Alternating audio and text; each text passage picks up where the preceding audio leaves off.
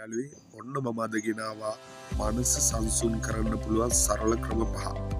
පළවෙනි ක්‍රමය ශ්වසනය ගැන අවධානය යොමු කිරීම. ඔයා දැන් නහසෙන් ගැඹුරු හුස්මක් ගන්න. තත්පර කිහිපයක් තබාගෙන මුවින් මදින් ඉවත් කරන්න. මේ පොඩි ක්‍රියාවෙන් හදවතේ වේගය අඩු වෙලා මනස සංසුන් වෙන්න පටන් ගන්නවා. අපි බලමු දෙවෙනි ක්‍රමය. නිශ්ශබ්දතාවය තෝරා ගන්න. දිනකට මිනිත්තු කිහිපයක් මොබයිල් එක පැත්තකට දාලා නිශ්ශබ්ද තැනක ඉන්න.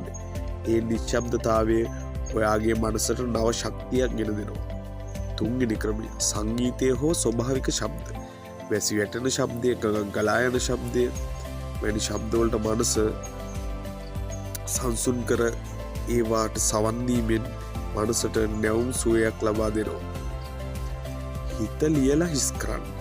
ඔයාට කවුරුවත් අහන්න ඕන නැති හිතේ තියෙන දේවල් කඩදාසියක ලියන්න. ලියද්දි හිතේ බර ටිකෙන් ටික අඩු වෙලා යයි. ශරීරයේ චලනය කරන්න. මදක් ඇවිදින එක, ස්ට්‍රෙච් කරන එක හෝ මුදු ව්‍යායාමයක් ශරීරයේ සංසුන් වුණාට මනස ඒකටම සංසුන් වෙනවා.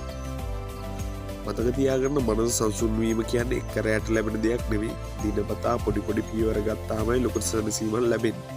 වගේ මනසට ටිකෙන් ටික විවේක දෙන්න.